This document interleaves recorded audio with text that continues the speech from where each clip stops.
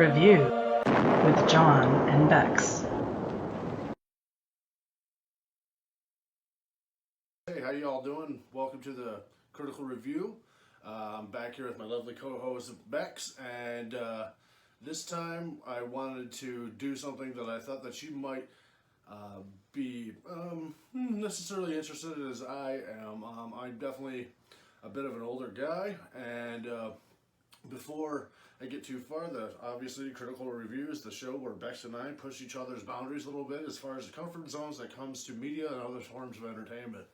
So this time, I got to choose, and let me go grab something right quick. I wanted to watch the original 1990s version of Mutant Ninja Turtles with Becky here.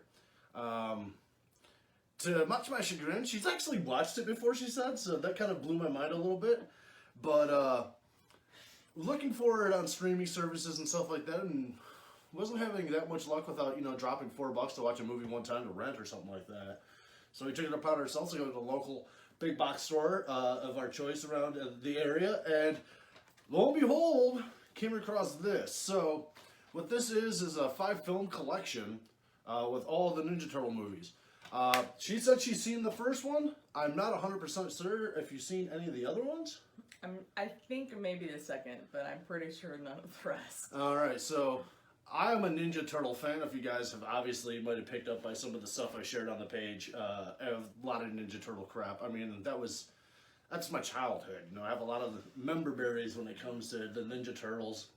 And so she's definitely seen the first one. She sounds like you might have seen the second one, but you haven't seen the live action breaker of 3. So we will get there eventually. So I hope you really enjoyed the first one, because it only starts kind of going downhill. Goes downhill from there. It's very rare that sequels or anything after that are an improvement.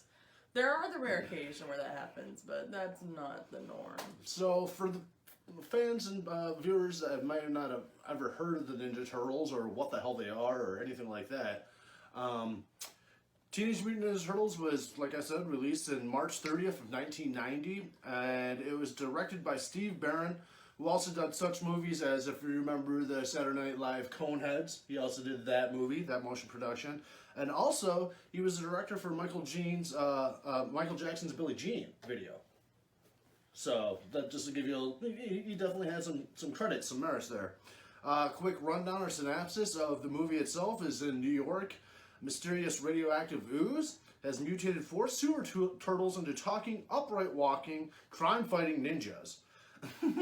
These intrepid heroes are trained in the arts of ninjutsu by their rat sensei Splinter. When the former pupil of Splinter arrives and spreads lawlessness throughout the city, it's up to these plucky heroes to stop him. So yes.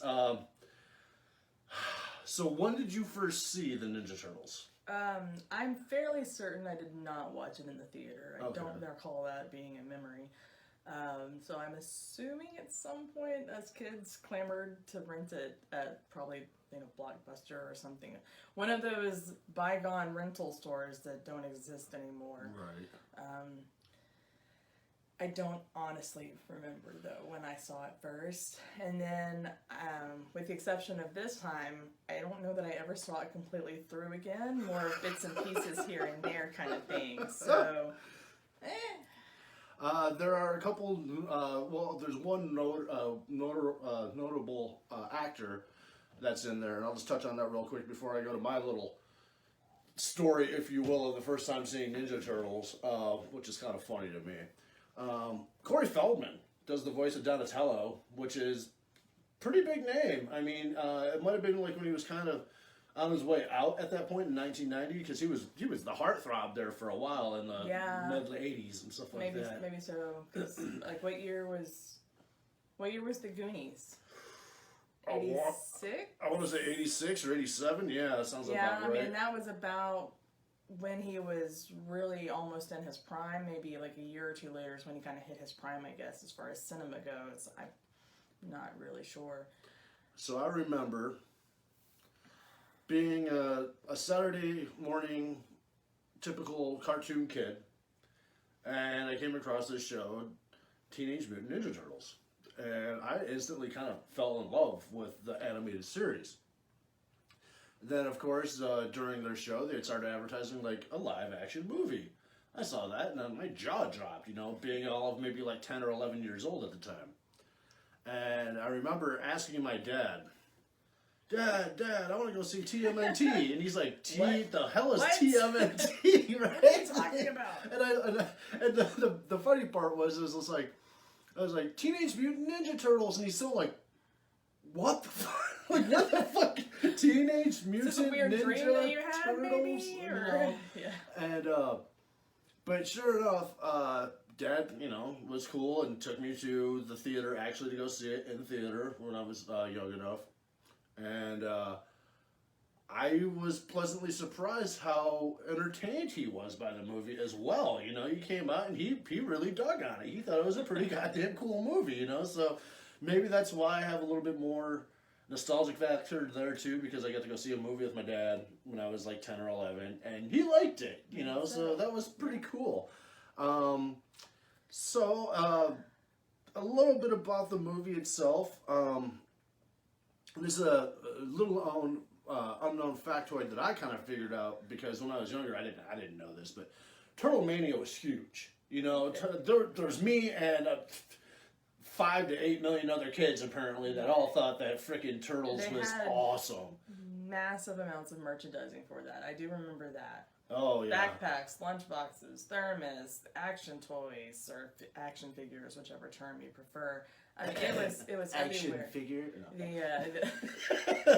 No. Costumes for play, costumes for Halloween. It was just everywhere. Everybody was a Ninja Turtle after this movie came out. The Halloween after. Yeah, you are not kidding. I remember being a kid. Like the big costume for the year, especially for the kids, right? It was all over the place. It was everywhere. And to the point that this movie was independently made.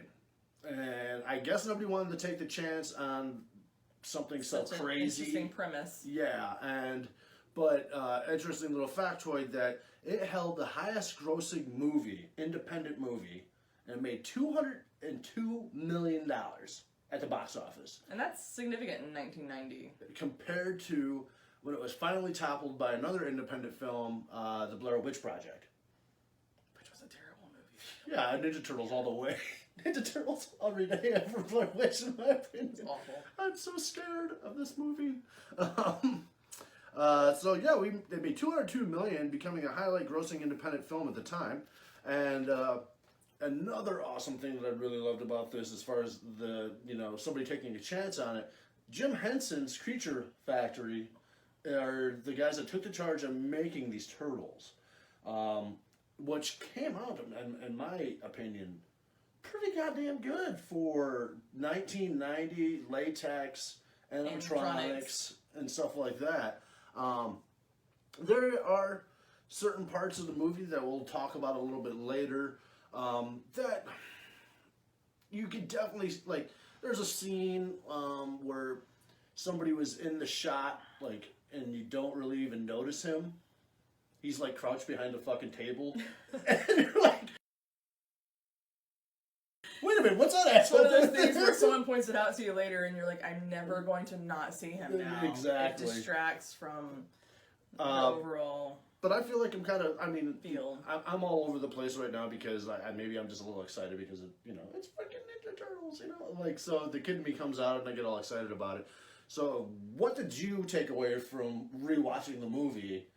Is there anything that kind of stuck out to you? I still really enjoyed it, but, who doesn't like talking animals, and who doesn't like a hero story, and, for the most part, I'm sure there's people that don't, I suppose, right? Some people really can't delve into the fantastical at all, and some people really don't like hero stories, I suppose, but, that's the thing for me. Yes, of course, they have a predictable sadness in the movie. That's, as far as plot line, it's pretty standard for the big points that usually would hit in a movie of this nature. But, I still enjoyed it. We had quite a bit of discussion afterwards, which we should have probably recorded it right then, but that's okay. It is what it is, right? Yeah. Time schedules being as they are and everything. They are. But yeah, I still enjoyed it. It's definitely something that I could throw on, on any given day almost, and still actually be enraptured enough with it to sit and watch it instead of being distracted.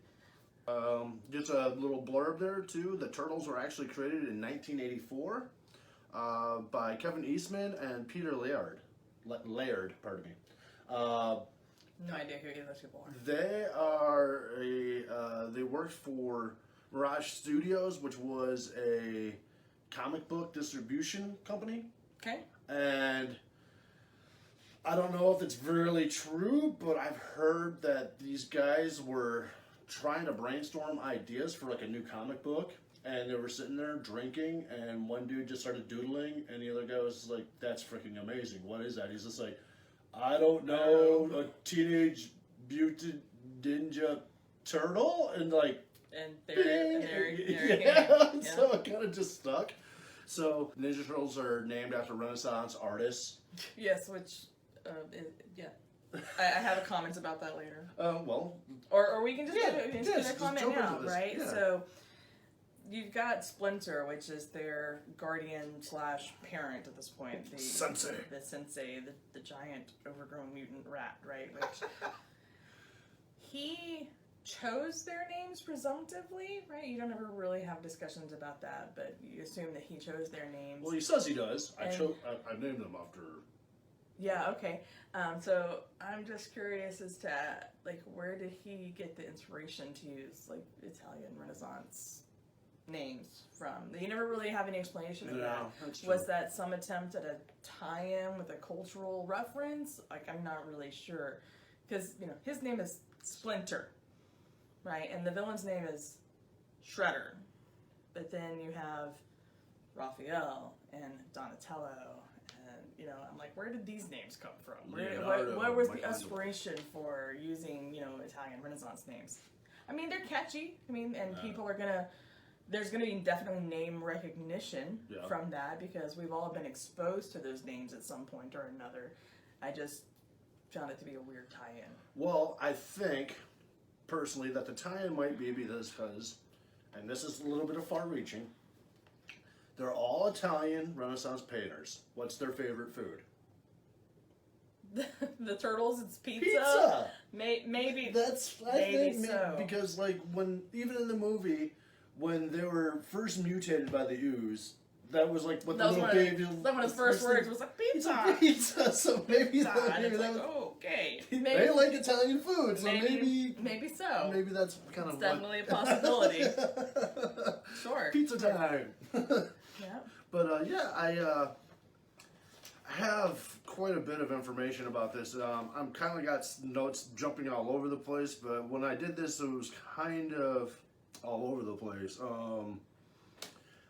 Let's talk a little bit about the cultural impact that the Ninja Turtles had. We knew they were very popular, right? Popular to the fact that I would like to go off and say that if not inventing it, that might be giving them way too much credit, but definitely helped popularizing Valley talk. Yeah. Yeah. Like the California Valley, dude, sup, surfer, like all the surfer mojo and everything like that. We were awesome! Bodacious! Good shit! Gnarly! Radical! Yeah!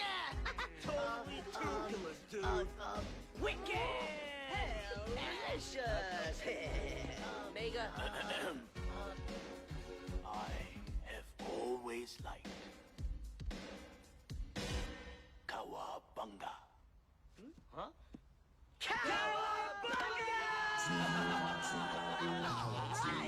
I made a funny. I even did a little bit of deep diving on the word, their favorite catchphrase, Cowabunga, right? So I did a little research on that because I was just like, well, I knew, because I had the idea that at first that the phrase Cowabunga was so popularized that The Simpsons picked it up. Bart Simpson, Cowabunga, dude. And what I found out from that was that got popularity to the point because somebody made a T-shirt without the permission of the show. They made a bootleg T-shirt, And I don't know if I had it as a child, but it seems really familiar. Like I know I've seen it before. Pardon me, if not hanging on a store shelf or not. But the Bart Simpson on the T-shirt with a skateboard jumping through the air and does cowabunga, you know, in the word panel.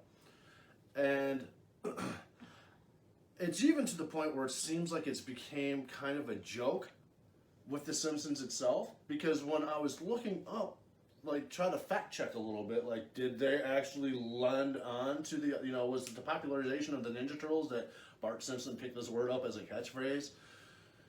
And maybe it's a two-part thing, I think. Personally, it's maybe just a little too much of it was older culture. This is back before YouTube. You know, this is back before, you know, digital, and we had more analog television and stuff like that. So Right.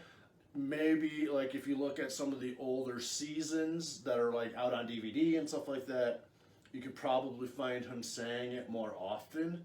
But when I tried to look it up myself, I was kind of hitting a wall. I found like one or two. This is President Cal A. Bunga. Even to the point that I found a funny clip that I'll drop in. Son, let's go out for frosty chocolate milkshakes. Cowabunga, dude! And cut. Dad, I've never said cowabunga in my life. Your script sucks. You little... And yeah, it was like even Matt Groening supposedly on one of the DVD commentaries for The Simpsons was kind of shocked when Bart actually said cowabunga in one of his episodes. Like, I'll be damned, I guess he did say that. So, which is kind of weird. So, all right, so I went a little bit deeper. I took another level down. I'm like, where the hell did cowabunga even come from? Well, it turns out there was a character in Howdy Doody that was a kid's show in the 1950s and 1960s. Another throwback to my dad because I never knew about Howdy Doody, but that's what he grew up with. That was his kid's show, essentially. Like, he loved Howdy Doody. Like, when, you know, he told me, you know, he kind of introduced me to Howdy Doody. I never watched it because it wasn't really in syndication when I was a kid. But there was a character on the show, pretty stereotypical.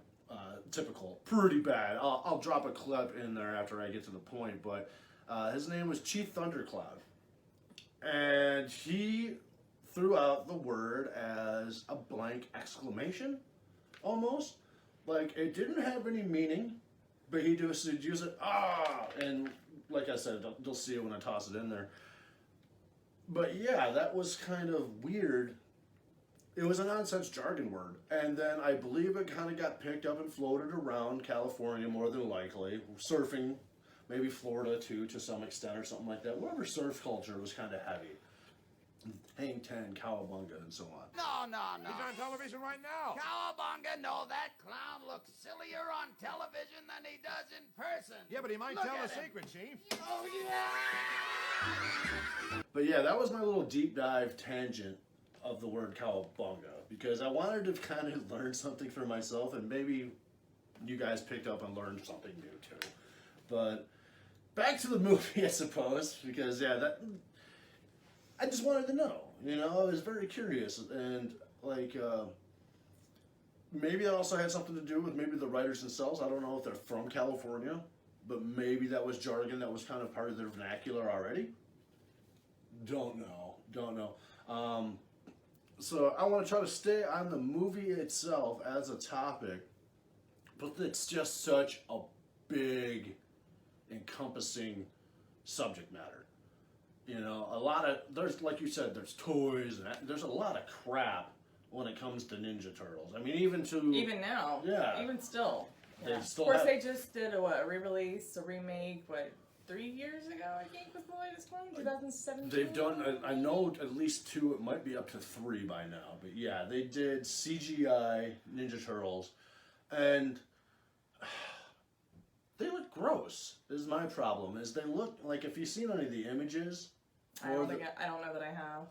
they made them ugly as sin. I mean, they just look, I mean, don't get me wrong, like, they're reptiles, I guess. They're not like the cutest thing on the planet that they're supposed to be portrayed as, but You know, when sometimes they're just like, dude, we got all these levels of CGI.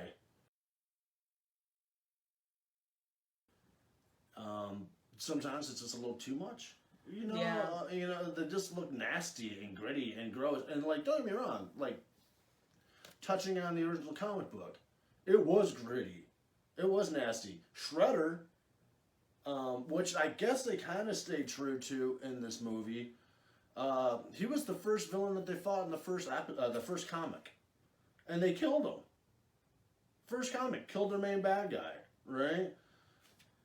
Kind of happens in this movie as well, but movie magic, you know, right. He kind of makes his way back, and of course, like for the Saturday morning television cartoon show, they can't really They have to that much consider the violence. audience. Yeah, to the fact that there were certain things that I felt like was kind of missing from this movie after rewatching it, versus say my first taste of Ninja Turtles on the Saturday morning cartoon show. One of the biggest things for me was they were one of the biggest purveyors for me when I was growing up of doing something called breaking the fourth wall. I know you got a big page of notes. Lay something on me. Okay. Well, I've been talking for like 10 minutes no straight. worries. Well, I mean, it still ties in with your whole reference to like them saying cowabunga and using certain vernacular and a lot of slang terminology. One thing that I noted throughout is I felt like they portrayed their mannerisms and their language very well as teenagers, right? As opposed to adults who might actually take a little presence and forethought in their speaking. Their speech was very impulsive, and their actions were very energetic and often impromptu based on some random simulation there in the scene. So I thought that was actually interesting that they made a point of making that character development where they were very teenager-like with their mannerisms versus child or adult. So I thought that was a good touch there. Darn. Wait a minute. Maybe it's right here. No, it was PG. I was thinking, is it actually PG-13? Yeah, I don't think it because was... they do say like hellacious and something else. I mean, that's not like too bad, I suppose, but Right. there was a... Gosh, I could have swore there was another word. Swore there was another swear word there and there. It escapes me at the moment. But they put this... Oh, bitchin'. They said bitchin' in there too. Yeah, I think they do. Yeah. So, One of the things, and I don't know if this is just something I noticed for later, because, you know, again, we all grew up with this timeline where, like, Ghostbusters was really huge. And there's not any direct reference at all in this. This is just my brain making links that don't work. There's a point where the reporter's making a story about, you know, the rise of crime and the current crime wave, and I don't know how it's phrased basically, but what I heard was like, you know, who are you going to call? And of course my mind instantly was like, Ghostbusters, right? Yeah, no relation whatsoever, but it's just interesting to me how things like that will stick into your head for years. I mean, here I am, I'm 41 years old, and that's still one of the first things that pops in my head if you hear that phrase. Yeah. Which is great marketing, I guess, for them, but you know, for the life of me, I can't remember something important from 2 days ago, but I can remember that from 30 years ago or so. So you introduced one of the characters that might have not been in the synopsis. There is an ally of the Turtles, April O'Neil. But yeah, April O'Neil is one of the, if not, well, no, not the only, because there's also another character that comes in the movie later that kind of helps him out too. But one of the biggest helps to the Ninja Turtles. And I don't know in this movie if she is definitely very dedicated to the scoop as a reporter, you know, because there are certain things, like I wrote down, you know, one of the funny things to me was, and I get it, they needed to have her be a friend of the Turtles, because that's kind of what it was. But the opening scenes of the movie is talking about this crime wave, and that's the hot scoop. Like, how can we stop this crime wave and everything like that? No mention of like ninjas or anything like that. Just shit's going missing. Right. You Lots of theft. Yeah. Is what the big story was. But I put down, it was funny point, why didn't April have the scoop of the century about 4 talking turtles and a talking rat? I guess they wouldn't have made much of a movie if that was kind of the case. We didn't want to make April O'Neil a bad guy. course, she doesn't ever actually meet Splinter, does she? I want to say that she does because she, I believe, is in the movie when he does kind of like the synopsis of breaking down like what they are. When they rescue her for the first time and they bring her down to the sewer and she wakes up and she starts screaming, panicking, like, oh my God, what's going on? I think he is there. Yeah, because then they go back to her apartment later. Yeah. Anyhow, so her initial encounter with them is she's walking out to her van, and rude side note here, this is something that I pointed out, she's reporting on this massive crime wave, like really theft more so than violence, yet, you know, she doesn't seem very prepared for the possibility of something to occur. Totally not relevant to the movie here, but something that I've always, you know, tried to pass on is just, you know, safety things for everybody, but particularly for women. You know, when you're walking alone, have your keys out and ready so you can get to your car quickly, or even use them as a weapon if you need to. Really irrelevant, just wanted to throw that out there. Anyway, so she gets attacked, of course, and I think it's just Raphael that comes to the rescue at this point. I don't think it's all four of them. Oh, I'm drawing a blank on that one. Because I believe the encounter that's where he loses one of his weapons. And she actually finds them later because they go back out looking for it or something like that. But I believe the first encounter, she doesn't actually meet them there yet, but the first encounter I believe is just Raphael. I just remember, if memory serves, the sewer closing on Raphael, like he was dropping the lid on himself, and he saw the sigh outside of it, and he was like, God damn it. Or something but like then that. I feel like all four of them were walking back through the sewer at that time too, so I could be mistaken. Yeah. In one of the scenes though, one of the first initial encounter / fight scenes between the turtles and the villains or the henchmen of the villain, it's actually all blacked out. They, you know, very theatrically like bust the street light out so that you don't see anything and you hear all of the action versus actually seeing it. And again, weird ways my mind works. All I kept expecting was to see the little speech bubbles pop up, like in the old Batman series with pow and boom and pam. Of course, that doesn't happen, but that was how my brain thought about it. You talking about Adam West? Mm-hmm. Yeah. The Adam West Batman series, yeah. Right.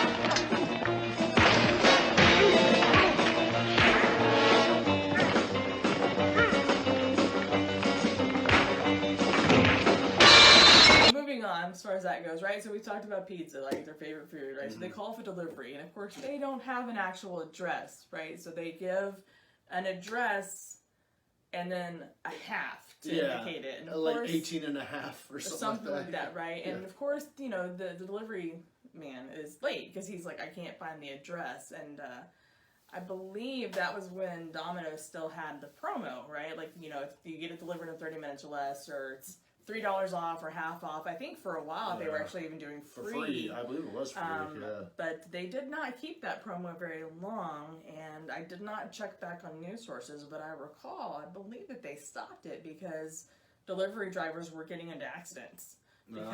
Because the pizza wouldn't get prepared fast enough for them to have enough time to make the delivery within that 30-minute window. Sure. So that's something interesting. Later on, Raphael goes back out to find his Psy, right? And he wears best disguise ever. He wears a trench coat and a fedora. And that's it, right? He's still barefoot with these green legs showing. He's still got this big green head and face showing, and nobody notices him? I mean, come on. I get that it's New York and things are unusual, but seriously, this would get noticed, you know? And at that point in time, I don't think the assumption would be that he was, you know, in costume doing something else. Like, this would definitely draw attention. But also, I think they kind of buffet that a little bit, if I'm not mistaken. When I think it was Raphael, he's running, and the car hits him. And there's like the taxi cab or whatever, and the guy in the back was like, "What the hell is that?" And the guy was just like, "I don't know." It looked like a big fucking turtle. Yeah, like I don't know. I don't think care. he said. Yeah. Yeah, kids, fucking turtles. Part of my point about this is he makes this point of wearing a disguise on this one venture out, and then they never wear disguises again. That's so true. I'm like, at one point they're practicing out on a rooftop in broad daylight. I think it's Raphael again. He's out getting some aggression out or whatever. It's broad freaking daylight, and I'm like, so we're not worried about people noticing this anymore? I'm very confused by this. I believe that's the leads into the fight scene when he goes outside and they're at April's place, and April had a skylight at her apartment, and I'm sure I'm gonna have to throw in action bits here and there in this review. Hasn't Raph been gone a long time? Nah, he does it all the time. He likes it. Are you sure? Don't worry. He'll probably be back any minute. Primarily, it's an action, This is in the age before TVY7. This would have fit the protocol of TVY7 for fantasy violence and stuff like that. This, if we turn back the table a little bit as far as like the rating system, that's probably what they would have rated this show.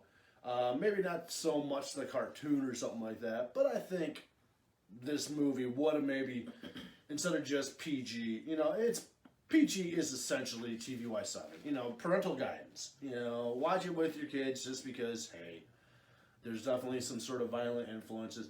We got guys with weapons running around, fighting ninjas, so on and so forth, kind of like the Power Rangers. Another trope that I liked when I was a kid growing up was the Power Rangers. And that's, I think, that in wrestling is a big contributor to the rating boards coming to these different means of measuring and rating, like television programming, because we're hurting each other doing dumb shit. Yes. I mean, that was pretty much it. WrestleMania in the backyard, and it's like, yeah, maybe you shouldn't. Of course, then you fast forward to the 90s, and you had things like Jackass, and they have the disclaimer, don't try this at home, but let's be realistic, people did. Yeah. So we touched on the costumes a little bit. I kind of want to go back to that for a little bit. Yeah, the costumes totally were actually really good, and I know he's got a lot of notes on that. My thing is more of it's always like, what did this make me think of? What did this remind me of when I view movies in this way, where I'm thinking critically?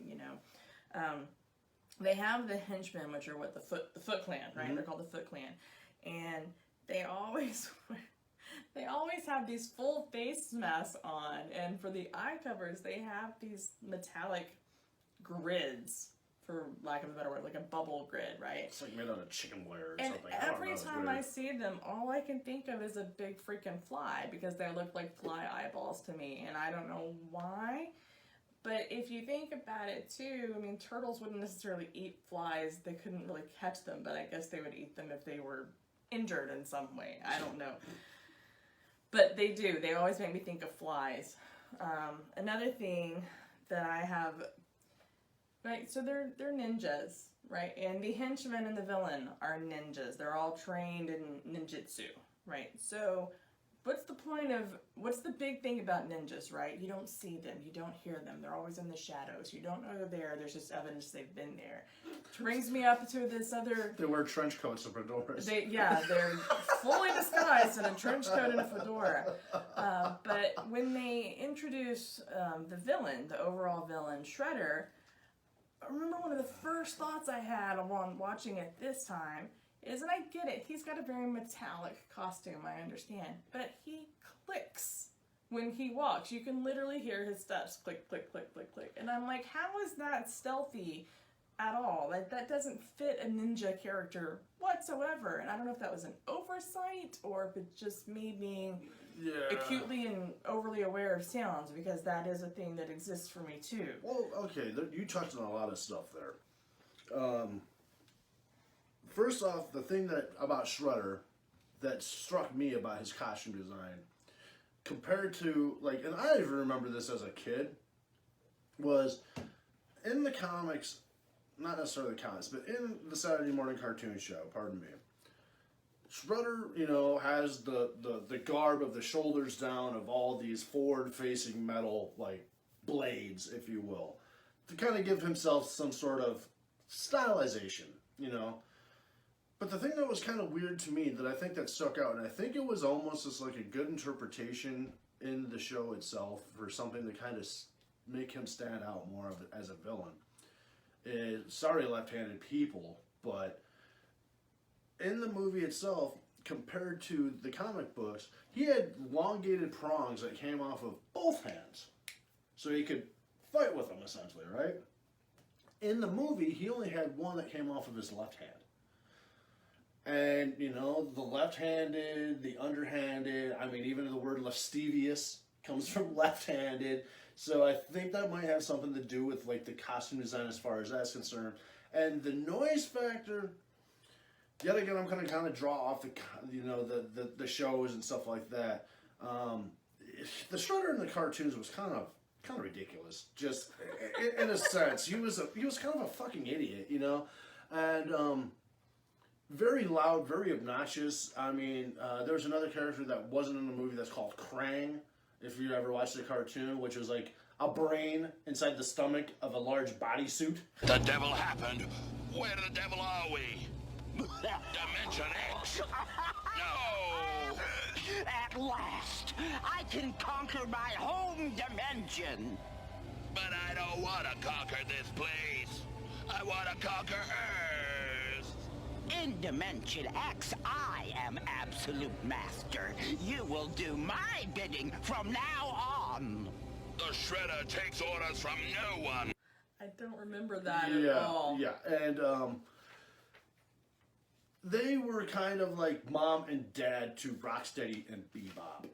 Like, if you can imagine almost that villain dichotomy, you know, it was for kids, but it was really weird. But I can almost concede that he makes noise because he can.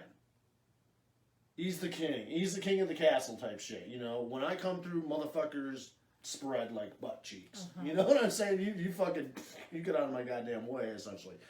But, yeah.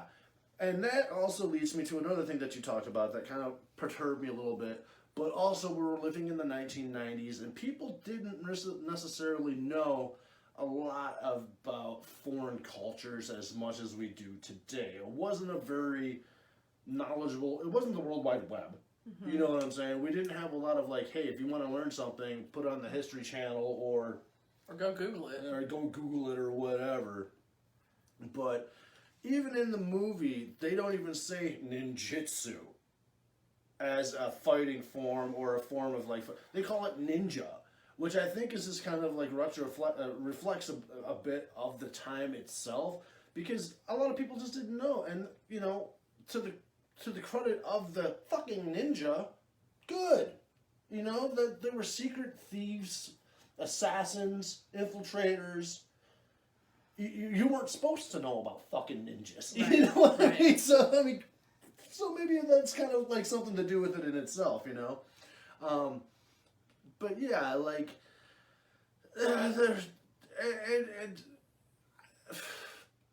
does it sound better than Teenage Mutant Karate Turtles? Yes, it definitely rolls off the tongue you there, know, right? So I think that probably had a lot to do with that too. I mean,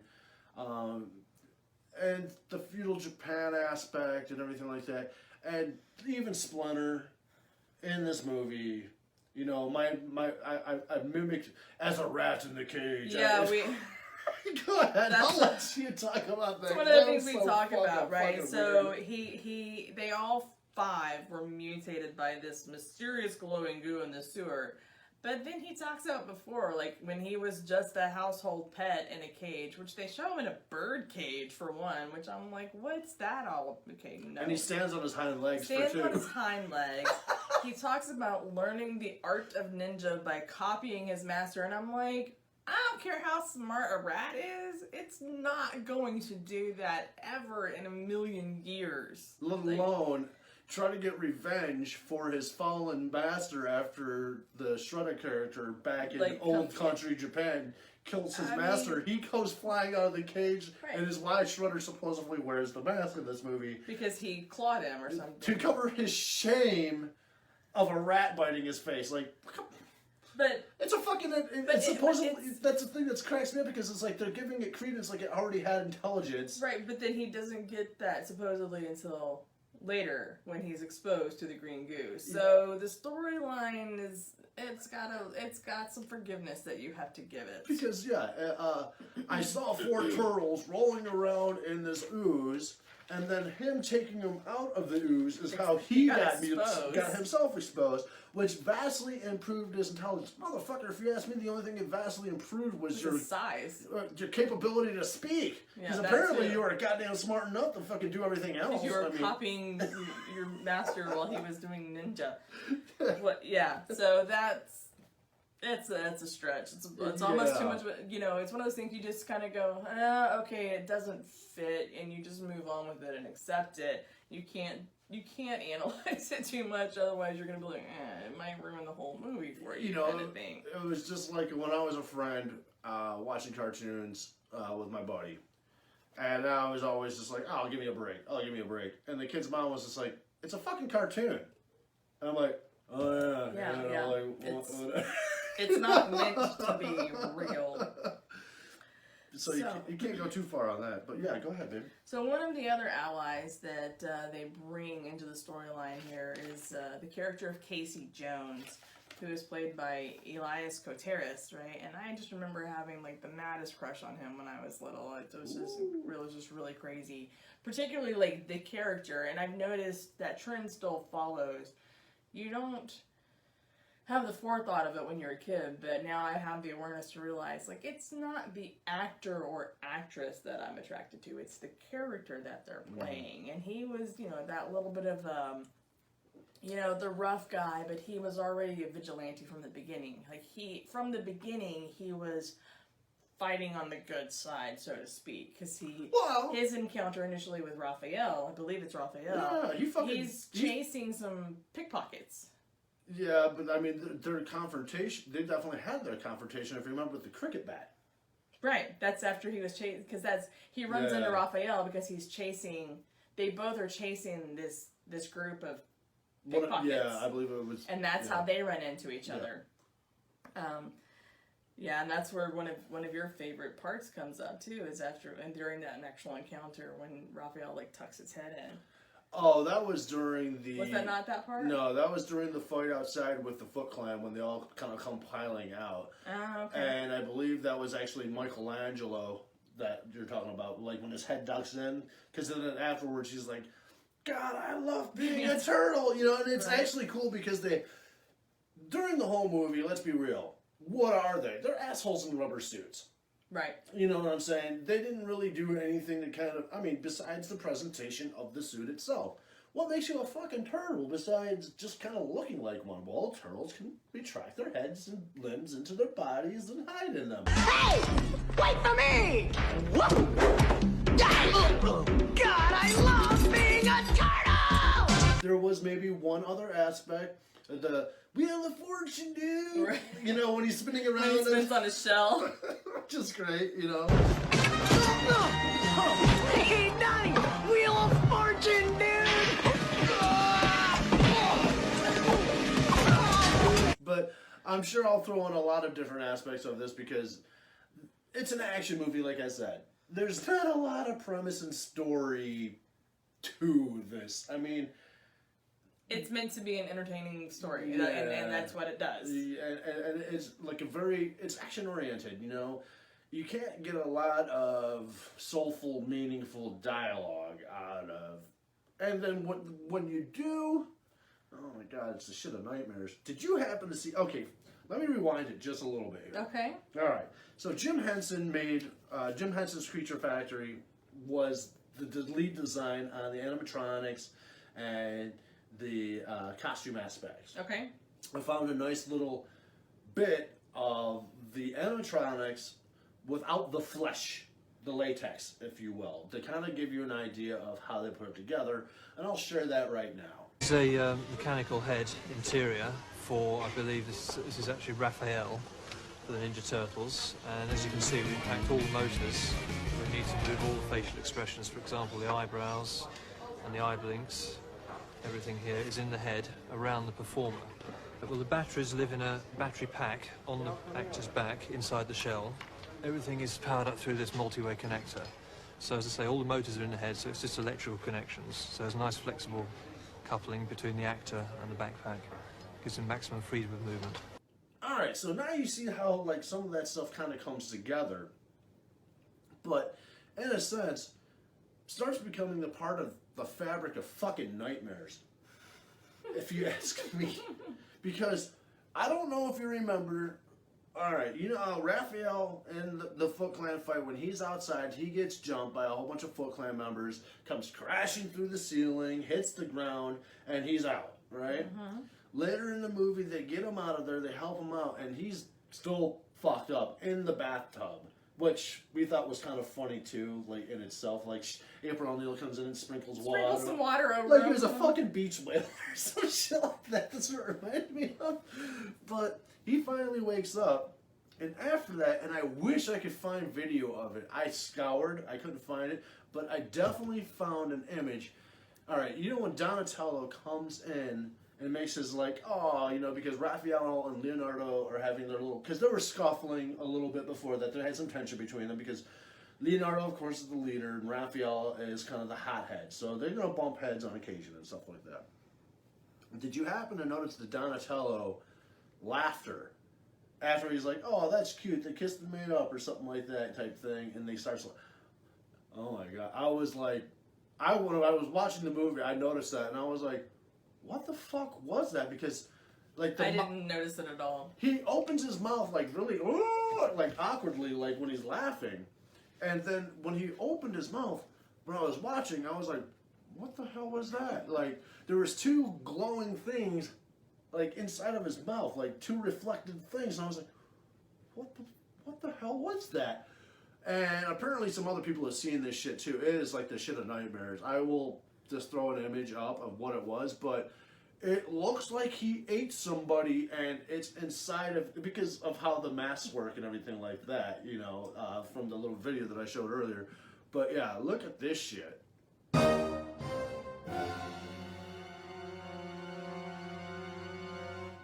And yeah, you can see that it was, like, you don't see it because I'm going to edit it in, of course, doing movie magic and stuff like that. But when you see it, it's going to replace whatever you had as your current nightmare status, because it's fucking, it's creepy as shit looking. Like, what the hell? It's like you got a set of teeth inside of a set of teeth with like eyeballs, and it's just, it's like, fucking weird. It's like those weird parasitic fish, right? they go in, they reside in like another fish's mouth. They go and like they eat their tongue, and then they become like their tongue. It's very strange. But when we talked about this, of course, the first thing I had was, the first thought I was thinking about was like an adult xenomorph with the extra set of jaws, and they're waiting for it to like spit that extra set of jaws out. Right. Again, how my mind works. But to give, you know, I don't want to sit there and knock on it, because I mean it was just a shot. Like I said, there's definitely a couple shots in this movie like you're just like, what the fuck happened? Right, but like, I mean, the complexity of the costume that's bound to happen. It was an independent right? film. You know, they probably canned this movie for what, $2 million maybe tops or something like that. You know, I don't know how much went into production and cost and everything like that. So there's going to be some mistakes here and there. And to the credit of Jim Henson, this is like his last movie before he passed away. Did you know that? No, I did not. Yeah, so I mean, I didn't want to take that away from the poor guy. I mean, yeah, this is his last, and he took a chance on a movie that probably, he said the same thing my dad said, Teenage Mutant Ninja, what the fucks? Right. So, you know, sure. That's cool that. Give me a pitch. And he also was, you know, he's going to be always famously remembered for like the Muppets and stuff like that, more than likely, if anything. But it was cool that he took a chance on something like that. And in my opinion, as a kid, and still even now, sure, there's a couple faux pas, if you will, here and there. But overall, got the job done. I mean, and did it pretty well. So much into the fact that the suits, did not take away from the actions Right. of the turtles. They were mobile, they were flexible. You weren't so distracted by the non-functionality of the costume that you couldn't enjoy it. I mean, some of the... It's actually very good. The Raphael fight scene on top of the roof, there's a spin kick that it just looks beautiful. I mean, like, the choreographing in the movie was pretty tight. There are some smaller things. I don't know if you remember when they're fighting up the fire escape, and one of the turtles takes the other turtle and takes one of the Foot Clan members, pardon me, and throws him into the base of the next set of steps going up, and it's like clong. The guy like hits his head off of it. I don't remember that specifically. Dude, that Foot Clan soldier totally does the wrestler when, like in WWE or something like that, when they throw a wrestler into the corner post, he puts his hand like in front of his head, you know what I'm saying, to kind of protect the impact and everything like that.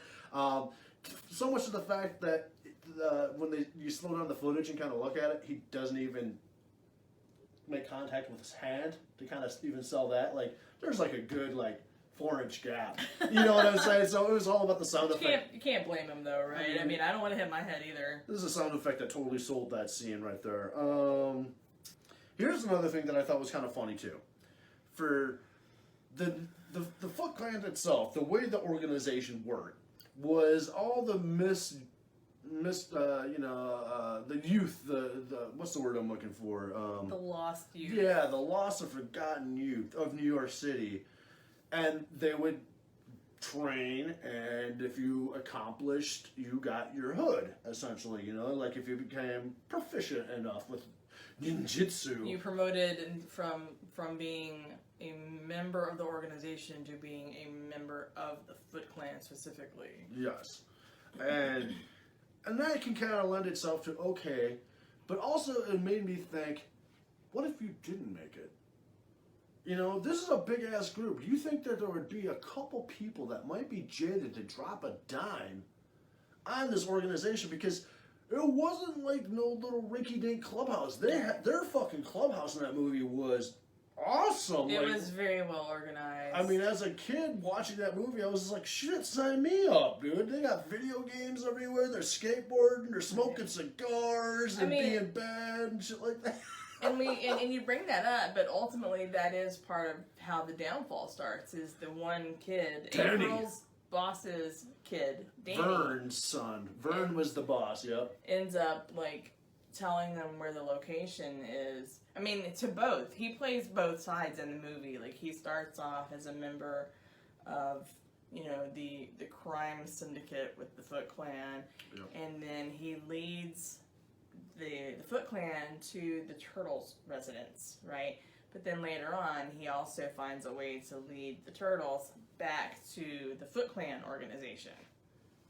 Right? Didn't he do that? I'm sorry? Isn't that what happens? He takes them back to the Foot Clan organization. The Turtles? Yeah. I don't believe so, because I don't think there was really ever, like... a fight scene inside there. No, the fight scene happens out in the street. It's like they show up, and then they kind of, like, the ninja sub-boss, I can't remember his name, but he does the cool hand type thing, like the sending the troops. His command, yeah. Yeah. He does like the hand, like, and they'll just, you know, send the troops type thing. And then you get the cool Ninja Turtle theme, like, do-do-do-do, and you got, like, the Foot Clan guys crawling out of the freaking sewers and stuff like that, which was really cool.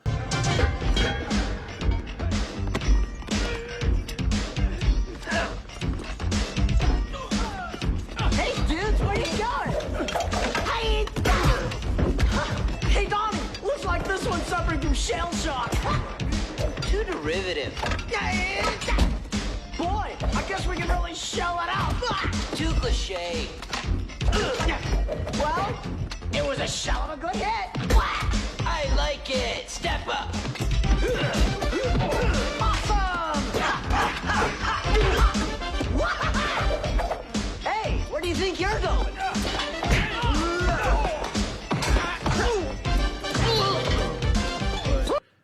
That, I think, was a good backdrop, because that's when that gives the opportunity for Danny to go back to Splinter, who's chained up inside.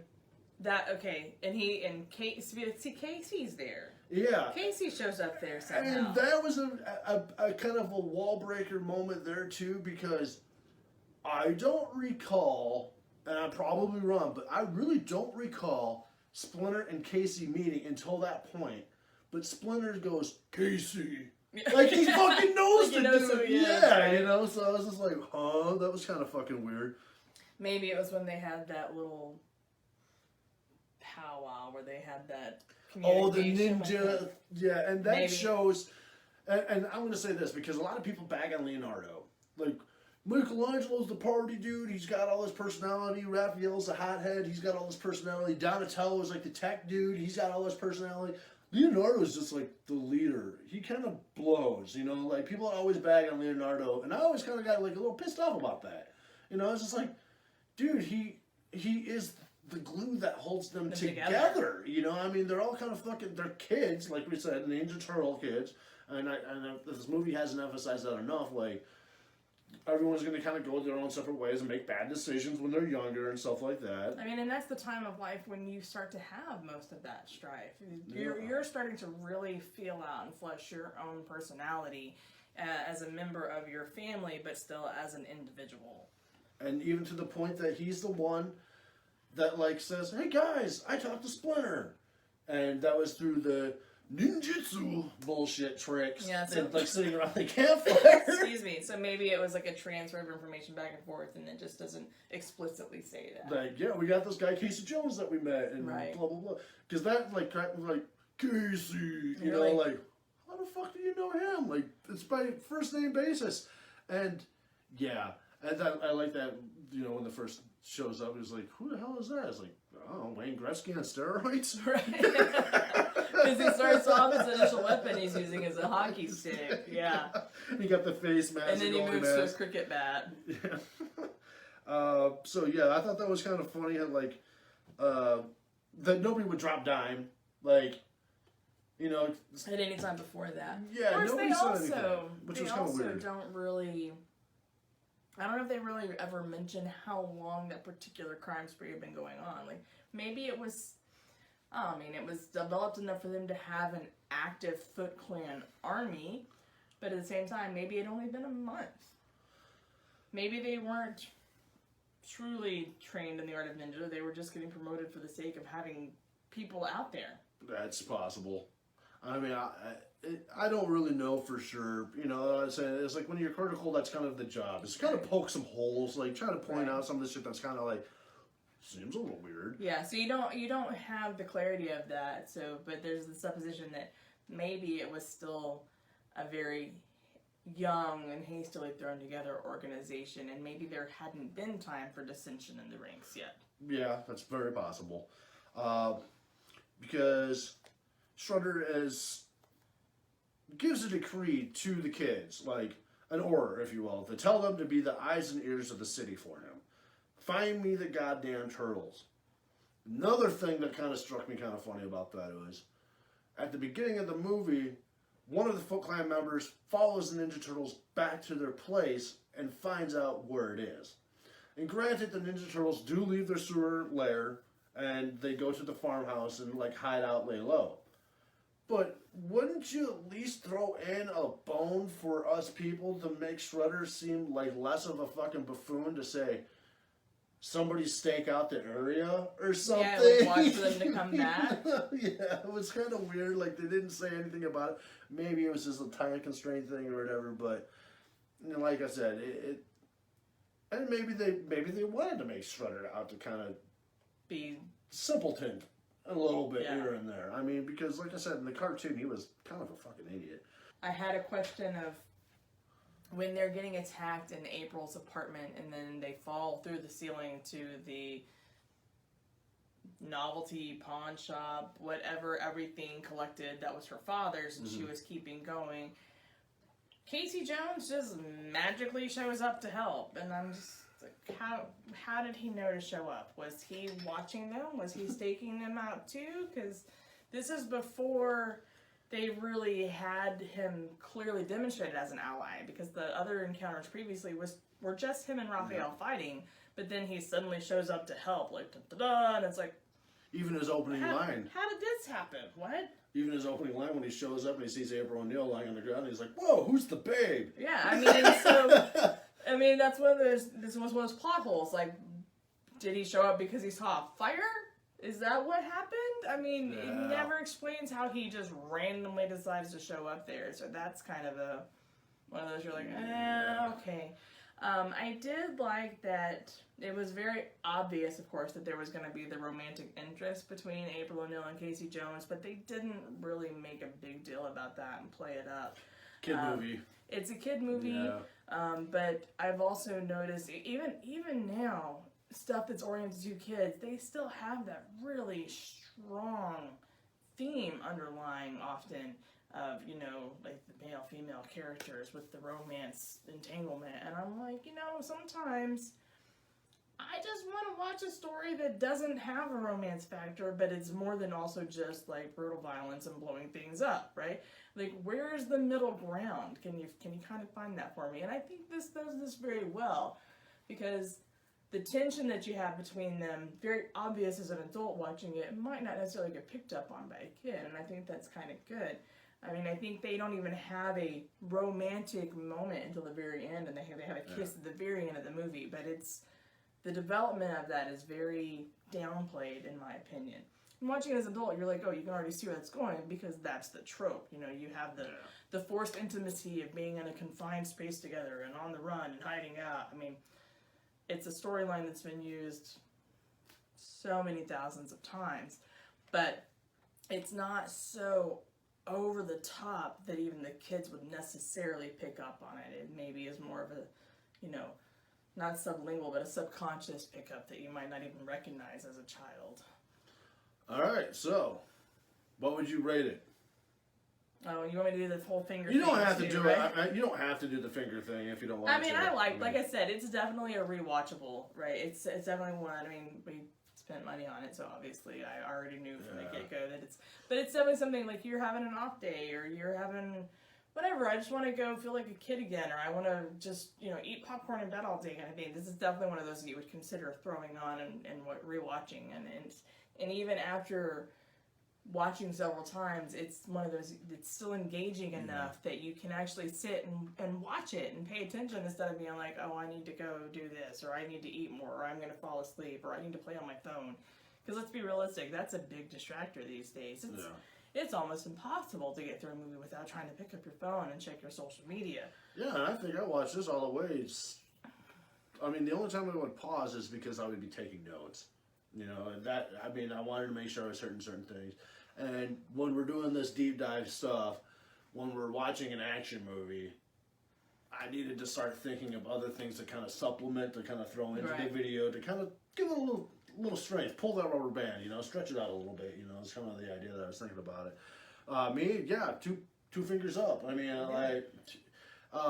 even to the point where the stuff that's on the downside for me, as the adamant viewer that's watched this movie, gosh, probably at least 6 times over the course of my life by now, probably more than that, is to look at some of the shit that I've missed and start looking at other aspects of the screen and start noticing weird shit like Donatello's mouth, weird shit like guys on the screen that shouldn't be in the shots, weird shit like Leonardo hitting a dude behind the leg with both of his katanas, but not magically ripping the dude's leg off.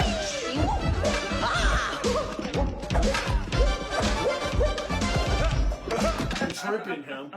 Right. You know, like, oh, it just knocks him down. Like, yeah. Like, okay. But again, kid-oriented, so it kind of has to be that way. But it definitely has, I mean, if you've never seen it, by all means, absolutely check it out. It's kid-friendly, right? As opposed to what we did last week, which was definitely not kid-friendly. I mean, you can plop your 4 or 5-year-old down in front of this if you have them watching TV and movies already, and it actually might be engaging enough to where they could actually focus and watch it all the way through. Because, you know, when you're young, your attention span is not great. Even as adults, I mean, I'm an educator, so I, you know, have research and stuff on this, but even as adults, honestly, our attention span really is about 20 minutes before we start getting distracted. So the ability to be able to watch something like this and it keep you engaged, even now, without all the extra stuff that gets thrown into movie productions now, the fact that you can still focus on it and stay engaged, it speaks volumes, right? So it's definitely a watch first time if you haven't watched it, but it definitely has replayability. And I definitely brought up many times that it's an action-oriented film. I'll try to splice in some of the action that I already canned and try to put it into the episode, but I would like to say to follow out the end of this episode, I'll throw whatever little bits of action that I still have left and just stick around and watch the end of that. And until then, thanks for watching. We always appreciate you guys here at the Smoking GM. And if there's anything that you guys can say in the comment section below, if this is one of your favorite movies, maybe you have a memory like I did when I was a kid, or by all means, share it. Please share it with us. We always love to read your comments, and if you could always like and share, we always appreciate that as well. And I don't know what else to say besides I love being a turtle. I mean, all I can think about is that little kid, and I'll drop him in there too because it's funny. Why not? There you go. At the Waterfront Village with my friend the zombie, Jonathan. You're looking good. Jonathan just got an awesome face paint job. What do you think? I like turtles. All right. Do we want to possibly plug next movie if we can find it? I don't know if I really want to do that because I think it's kind of fun waiting and giving them a reason to tune in to find out for themselves. Fair enough. Yeah. All right. Well, in that case, I hope you enjoyed. Feel free to drop comments because we like the feedback. And it's definitely her turn to pick. And after... I have a great one if I can find it. After bringing her to this and also saying that there's 5 films, we will see more Ninja Turtles in the future. So I'm sure this is her opportunity to kind of get me back, if you will. Don't pull any punches. If I can find the one I'm thinking of, he'll enjoy it. He'll get a kick out of it. I mean, it's kind of been fun lately. Have you ever seen this movie by chance? Yeah, I've seen it. Damn it. How about this movie? Yeah, I've seen it. Damn it. How about this one? I mean, I don't know. I'm like, ooh, okay. Obviously, one of the reasons we get along is because we already have some very similar tastes and preferences. So finding gems, so to speak, that we haven't both seen can be challenging. Of course, what's going to end up happening is I'm going to end up pulling out, weird little sappy kids movies and romance movies, and he's going to be like, ugh, okay, but hey, that's part of the whole plan here. Yeah, that's part of the deal. That's what we're here for. But, yeah, I feel like, without reiterating too much, thanks again, guys. Appreciate you guys always coming through and checking us out. Yeah, thanks for watching. Thanks for joining. Send us some comments if you have anything you want to add. Until the next time. Have a good night.